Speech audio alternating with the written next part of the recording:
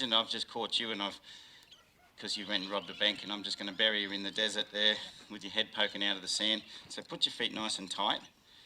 Okay, and you're going, right, we've just all galloped off and you're in the sand in the desert and you're going, what's going on? Crikey, hope someone comes and saves me. No Facebook or anything out there either. You can't even reach your phone anyway because you're buried. And then all of a sudden, behind a rock, comes a scorpion. Ooh.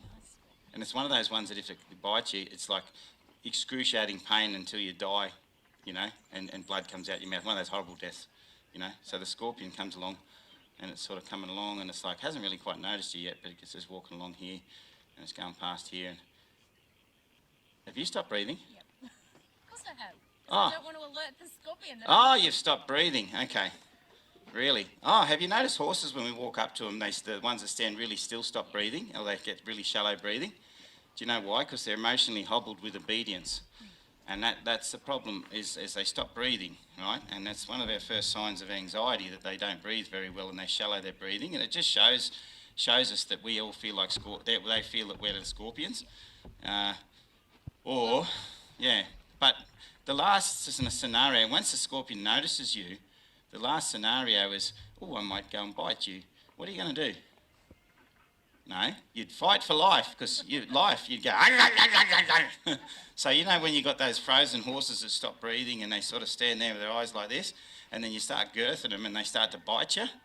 Sometimes it's because of the girth, sometimes it's like the last straw when you start fiddling with them too much. And why does that all start? Is because they were emotionally hobbled with obedience, possibly, yeah?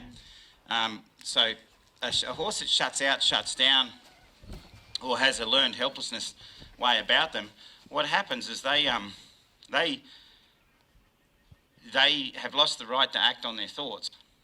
You get a green horse, a baby horse, you try and chuck a saddle on, it's just going to buck off and run off because it's not ready for it. You have to educate that into it. But if they've been taught to sort of stand still too often, then you bury your horse in the sand, okay? But it's standing still emotionally.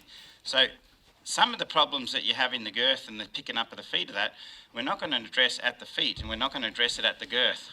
We're going to address it firstly on how softly she can move and soften up. So the first port of call as I would work on is the softness, because you can see how she leads. She kind of just stretches and drags, doesn't she? Stretches and drags. And you can see the hind feet are getting stuck on the ground, the front feet are stuck.